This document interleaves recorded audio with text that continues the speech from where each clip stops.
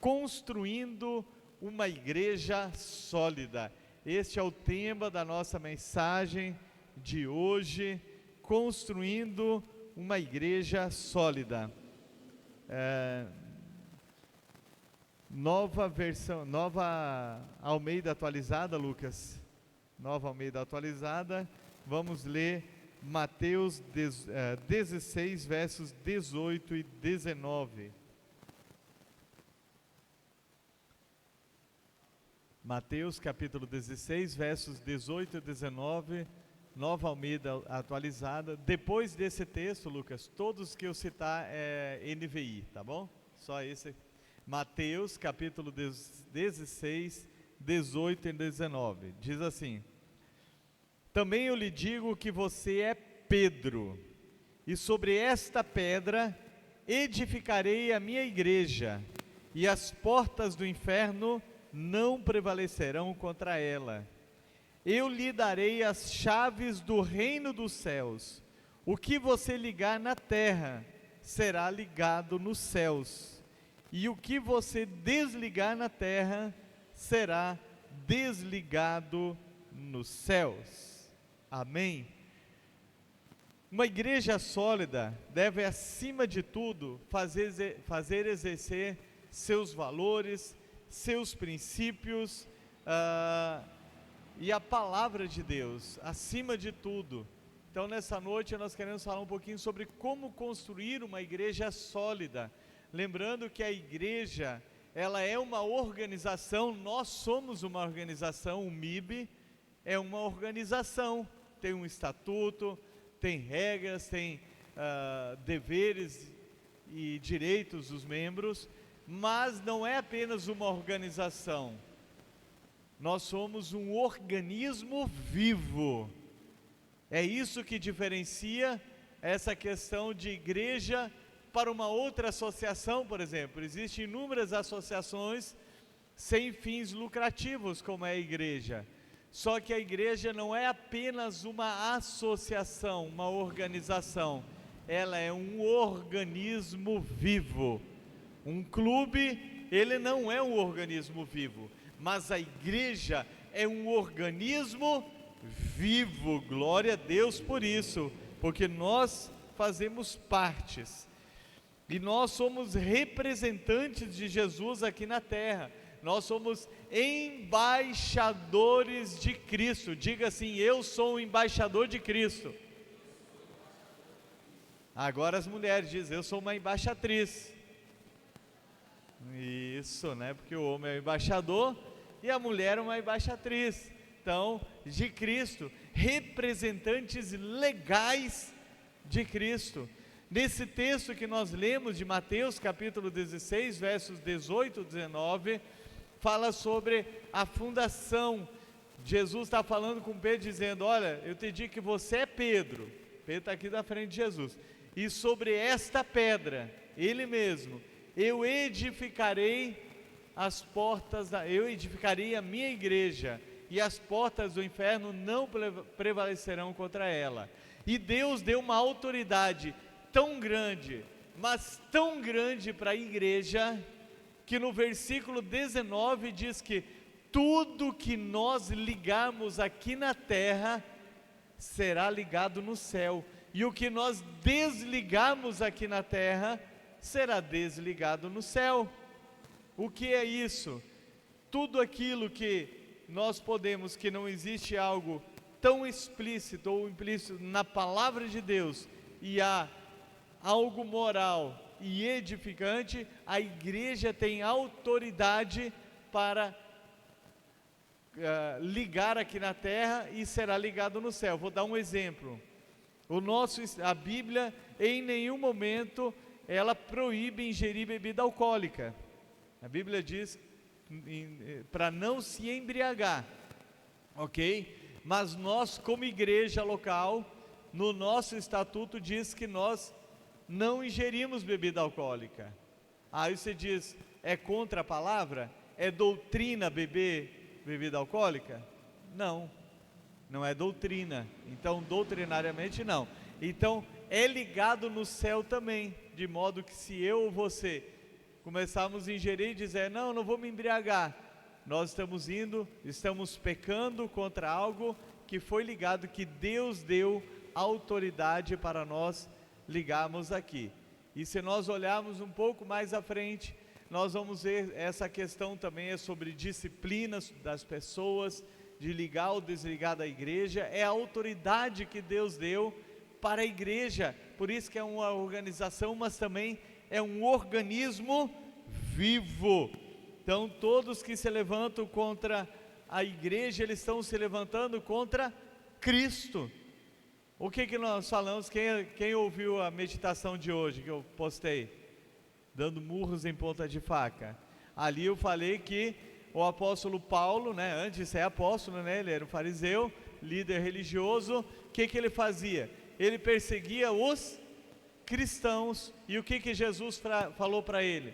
Saulo, Saulo, por que me persegues? Então, se eu e você fomos perseguidos por amor ao evangelho, por fazer algo bom, na verdade estarão perseguindo a Jesus. Então, como igreja, o corpo, nós temos uma autoridade muito grande, e essa autoridade foi dada pelo próprio Senhor Jesus.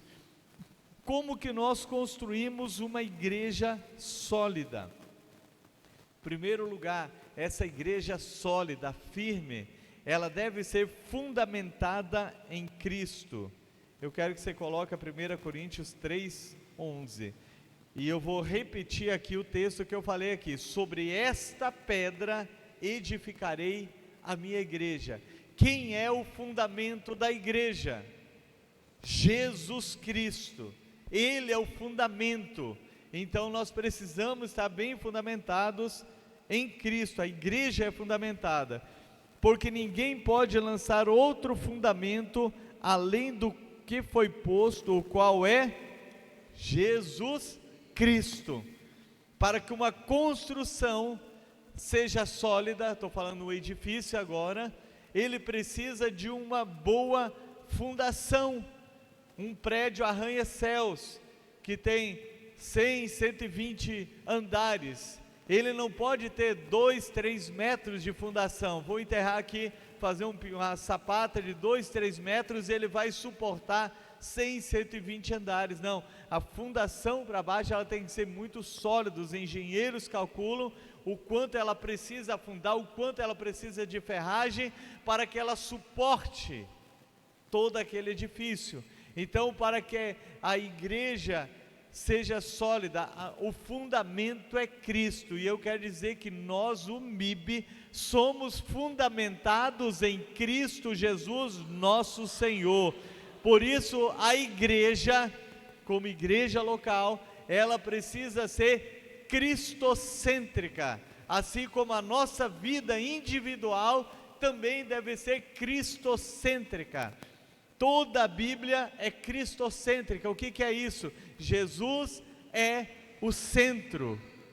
A igreja não é fundamentada na vida do pastor, na vida dos membros. Todos nós somos as paredes, nós somos importantes. Paulo vai usar essa ilustração das paredes, eu não vou citar muito agora, mas nós, o MIB, Ministério Internacional Batista Ebenezer, somos uma igreja cristocêntrica, e que Jesus Cristo é o firme fundamento. E a palavra do Senhor diz que quando nós temos esse firme fundamento, vem tempestade, vem o que for, nós permanecemos firmes. Por quê? Porque estamos fundamentados na palavra de Deus. Aleluia! Diga assim: eu sou cristocêntrico. Jesus é o centro da minha vida. Jesus é o centro desta igreja, o MIB, o qual eu faço parte. Amém, aleluia. Para construir uma igreja sólida, nós precisamos compreender que a revelação é para o corpo num todo. Vamos ver o que diz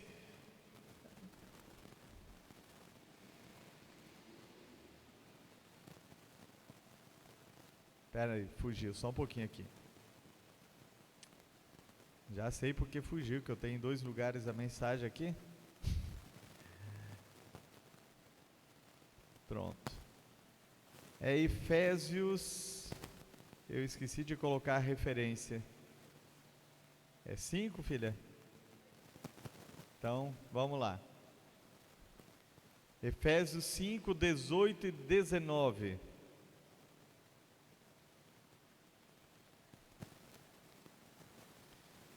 A revelação é para o corpo. Assim, pela fé, Efésios 5. Oi?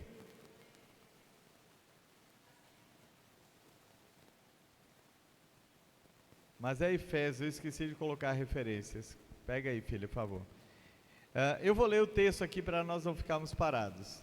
E assim, pela fé, que Cristo habite no coração de vocês, estando enraizados e alicerçados em amor. Isto para que, com todos os santos, vocês possam compreender qual é a largura, o comprimento, a altura e a profundidade, e conhecer o amor de Cristo que excede todo entendimento, para que vocês fiquem cheios de toda a plenitude de Deus. Veja porque eu falei que a revelação é para o corpo como um todo. Deus, ele se manifesta individualmente para a pessoa, para trazer, abrir os olhos, para que nós possamos compreender, nos convertermos. Então, nós precisamos que o Espírito Santo abra, isso é de forma individual, certo? Mas a revelação como um todo, nós só encontramos na igreja. Por isso que o texto aqui ele diz, isto para que, com todos os santos, vocês possam compreender qual é a largura, o comprimento, a altura e a profundidade, e conhecer o amor de Cristo que excede todo entendimento, para que vocês sejam cheios da plenitude de Deus. Ele não está dizendo aqui, você individualmente vai conseguir conhecer toda a plenitude de Deus. Ele está falando que agora é o coletivo. O apóstolo Paulo, ele está escrevendo para a igreja de Éfeso. Eu nunca tinha entendido muito bem assim no sentido que é para todos. Até hoje eu ouvi, minha esposa estava ouvindo a ministração do reverendo Hernandes Dias Lopes, e eu estava, foi na hora que eu cheguei em casa, liguei o computador para preparar, eu já estava com todo o tema e o que eu ia fazer, e ele citou isso. Olha só, a revelação é para um coletivo, para que nós possamos compreender a plenitude de Deus. Tudo que Ele quer revelar, Ele não vai dar individualmente. Eu sempre dei o meu testemunho que eu me converti aqui no Arraial, fiquei vários anos sem ter uma igreja, e quando eu olho para trás, eu penso, se eu tivesse uma igreja, eu teria crescido infinitamente mais. Por quê? Porque a igreja é o coletivo, nós precisamos uns dos outros, e a revelação de Deus, ele diz aqui, para que possam compreender com todos os santos. Ele não está dizendo, você vai compreender sozinho. Nós precisamos uns dos outros. Por quê? Porque Jesus, Ele autentica a sua igreja, é fundada por Ele, sobre Ele. Então o que Ele vai fazer? Ele vai autenticar a igreja dele. A revelação vai vir para todos, no conjunto. E sabe quem Deus usa para que a revelação de como nós andamos um todo, para quem ela vem? Para o pastor da igreja. Nós olhamos isso nas cartas endereçadas às igrejas do Apocalipse. A igreja, nenhuma delas é endereçada primeiro à igreja. Ela está dizendo ao anjo da igreja, que é o pastor, diz isto. Tanto a repreensão quanto o elogio do que o corpo fazia é direcionada ao pastor. Então, esse entendimento eu sempre tive também, que a revelação para onde a igreja como um corpo anda, ela sempre vem através do pastor e ela testifica também com toda a igreja. Então, como que nós somos fundamentados, né? Então, temos que ter a compreensão que a revelação é para o corpo todo, é no coletivo. Terceiro lugar, como que nós construímos uma igreja sólida? É necessário ser cheios do poder de Deus. Agora Efésios 5, 18 e 19, né, filha? Agora Efésios 5, 18 e 19. E não se embriaguem com vinho, isso leva à devassidão, mas deixe-se encher do Espírito, falando entre vocês com salmos, hinos e cânticos espirituais, cantando e louvando com o coração ao Senhor. Que mais uma vez ele vai falar do coletivo. Ele diz: olha, não se embriague com vinho, do qual há dissolução, mas enchei-vos do Espírito. E agora ele vai dizer para onde? Vamos lá. Falando voltando aqui, pode voltar esse que está. Falando que entre quem? Sozinho, você e a parede? Você no seu quarto?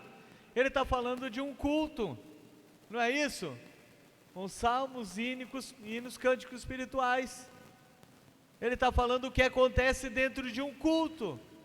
Então o culto ele também serve para que nós sejamos cheios do Espírito Santo. Obviamente que nós não vamos ignorar, e é necessário nós termos uma vida de oração, uma vida de leitura da palavra, buscar em jejum para mortificar a nossa carne, mas aqui mais uma vez ele está falando do coletivo. O apóstolo Paulo está dizendo do que acontece dentro do culto. Então eu quero declarar aqui: todos cheios do poder de Deus, aleluia. Esse poder de Deus é que nos impulsiona, nos capacita para testemunharmos dele. Olha a vida do apóstolo Pedro. Na hora que Jesus foi preso, ele negou, com medo até de uma mulher ali: não conheço, e até praguejou e tudo mais. Mas o que aconteceu? Quando ele foi cheio do Espírito Santo, que foi batizado pelo Espírito Santo, ele foi o primeiro a se levantar no meio de uma multidão para defender, dizer: olha, nós não estamos embriagados, aqui o que estão vendo. E aí ele prega uma mensagem de arrependimento. O centro da mensagem é levar o povo ao arrependimento. Aquele homem que antes, sem o Espírito Santo, tinha medo de poucas pessoas, agora se levanta diante de uma multidão, a ponto de que 3.000 pessoas se convertem naquele dia, na pregação 2.000, próxima pregação 2.000 e por aí afora. Então eu e você devemos ser cheios do Espírito Santo para construir essa igreja sólida e juntos testemunharmos fora, individualmente, testemunharmos aqui dentro, falando com o poder de Deus. E cheios do Espírito Santo, nós somos instrumentos do Senhor. As palavras que saem dos nossos lábios, elas vão tocar as pessoas, vão fundo. Sabe por quê? Porque quem nos inspira para falar, é o que conhece o que o outro precisa ouvir naquele momento. Somente cheios do Espírito Santo, cheios do poder de Deus, é que podemos fazer isso. O que mais para edificar uma igreja sólida? Cada membro deve exercer a sua função. Efésios 4, 15 e 16. E depois 1 Pedro 4, 10. Efésios 4, 15 e 16. Mas seguindo a verdade em amor, cresçamos em tudo naquele que é a cabeça, Cristo, de quem todo o corpo, está falando o quê? Igreja, bem ajustado e consolidado pelo auxílio de todas as juntas, nós andamos em unidade, com propósito, segundo a justa cooperação de cada parte, cada um executa o seu papel, efetua o seu próprio crescimento para a edificação de si mesmo em amor. E antes de eu explicar, vamos ler também 1 Pedro 4,10. Sirvam uns aos outros conforme o dom que recebeu, como encarregados de administrar bem a multiforme graça de Deus. Aqui ele está falando sobre cada membro ligado um ao outro, pelo auxílio das juntas, desempenha o seu papel para o crescimento. Deus quer que a igreja cresça, diga amém. Foi a ordem: crescer, multiplicar. Cada pessoa que se converte, nós tiramos uma do império das trevas e Jesus transporta ela para o seu maravilhoso reino de luz. De forma prática agora, como corpo, MIB, como que nós funcionamos? Nós temos redes. Por exemplo, a rede dos homens, ela faz de tudo para o seu crescimento. Para quê? Para que outros homens sejam ganhados para Jesus. Nós começamos um futebol, então sexta-feira nós podemos evangelizar. Naldo levou um que não era crente, né, Naldo? O Rony levou outro. Oi? Ah, foi você. Olha só quem está aí. Glória a Deus, está aí hoje, ó. Olha que bênção. Olha o fruto. Vamos aplaudir o Senhor? Glória a Deus, Deus abençoe sua vida. Foi bom o futebol? Pronto, oramos lá? Oramos no início? Oramos. Ah, você chegou depois, mas no início fizemos oração, dei uma palavra. Nessa sexta tem de novo. Eu estou falando disso aqui, ó, o que é a rede para a justa operação de cada parte. Então nós temos também a rede dos homens, tem o café da manhã com moradores em situação de rua, é um evangelismo. Então nós estamos trabalhando o quê? Pregando a palavra para que cresça. Ali do futebol dos homens e da rede de jovens junto, né? Unimos duas redes aí para alcançar mais vidas. Então cada rede, cada um vai exercer os seus pontos, o quê? Para operar o crescimento do corpo. Então o corpo ele precisa crescer, nós precisamos trazer pessoas para Jesus Cristo. A rede de mulheres, ela edifica a si mesma, assim como os homens também edificam a si mesmos, mas eles também têm que ver o crescimento. Então tem que ter programações, testemunho pessoal e tudo mais, para quê? Para que as redes cresçam, a igreja cresça. A rede de casados, da mesma forma, rede de casais, casais ou casados? Casais, né, amor? Fugiu o nome. Rede de jovens, cada um vai operar a sua, vai agir para quê? Para que haja um crescimento, as células que nós vamos começar. O objetivo é o que? Tem edificação própria, mas tem o convite para as pessoas que ainda não conhecem a Cristo. O objetivo é o que? É elas conhecerem a Cristo e crescer o corpo. É isso que a palavra diz, ó, efetua o seu próprio crescimento. Então é necessário, e isso é servindo pessoas. Diz aqui: sirvam uns aos outros conforme o dom que recebeu. Então precisamos servir pessoas. Tudo que nós fazemos é para a glória de Deus, é para Deus, seja no nosso trabalho, onde quer que seja. Então precisamos, novamente olhando aqui como cada membro exercer a sua função. E devemos também, individualmente e como corpo, dar um bom testemunho. Mateus capítulo 5, do 13 ao 16. Individualmente e como corpo, precisamos dar um bom testemunho para que possamos construir uma igreja sólida. Vocês são o sal da terra. Ora, se o sal vier a ser insípido, como lhe restaurar o sabor? Para nada mais presta, senão para ser lançado fora, ser pisado pelos homens. Vocês são a luz do mundo. Não se pode esconder uma cidade situada no alto de um monte, nem se acende uma lamparina para colocá-la debaixo de um cesto, mas no lugar adequado, onde ilumina bem todos que estão na casa. Assim brilhe também a luz de vocês diante dos outros, para que veja as boas obras que vocês fazem e glorifique o Pai de vocês que está nos céus. Então, individualmente e como coletivo, nós precisamos dar um bom testemunho. E aí ele faz essa comparação: se o sal se tornar insípido, serve para quê? Vai virar uma areiazinha, vai ser jogado fora, não tem sabor nenhum. Então isso é o quê? Quando nós damos um mau testemunho, nós somos pisados pelos homens. Somos pisados. Aí ele diz que a luz, ela brilha. Isso é o que? O bom testemunho. Então, as pessoas devem ver o nosso bom testemunho e assim glorificar o Pai que estás nos céus. Então o testemunho vale muito.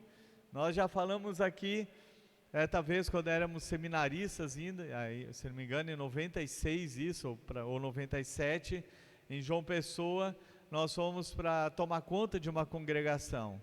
E o testemunho era péssimo, tanto que as irmãs literalmente se pegavam no cabelo na porta da igreja. Imagina, primeira coisa que nós fizemos, trocamos de lugar, vamos para um outro lugar bem distante, para tratar cada uma daquelas pessoas. Então, quem queria vir para a igreja das irmãs que brigam? Ninguém. Mas quando, como aqui, que nós damos um bom testemunho, as pessoas dizem, eu quero ir para a sua igreja, porque lá eu vejo você, eu vejo outro, eu vejo fulano, porque são pessoas íntegras, são pessoas corretas, pessoas que falam a verdade, pessoas que verdadeiramente são luz aqui neste lugar. E eu e você somos luz e sal, amém? Diga assim, eu sou sal, e vou salgar muito, não vou perder o meu sabor. Amém. Então isso significa que eu e você sempre vamos dar um bom testemunho. Glória a Deus. Para concluirmos, Deus tem um propósito para nós como igreja. Devemos estar bem certo disso. E para exercer o nosso papel no reino de Deus, sendo edificados por Ele como pedras vivas. É uma edificação que leva a casa de Deus. E cada um tem um papel muito importante. Fale para a pessoa do seu lado, você é muito importante para essa igreja. Não, mas agora fala com convicção. Agora olha assim no espelho, faz de conta que tem espelho. Diga assim, eu sou muito importante para esta igreja. Você acredita nisso? Amém? Então quem é importante para essa igreja? Eu! Glória a Deus! Salgar, que tempera, que preserva, tudo isso, Bispo Antônio Netti.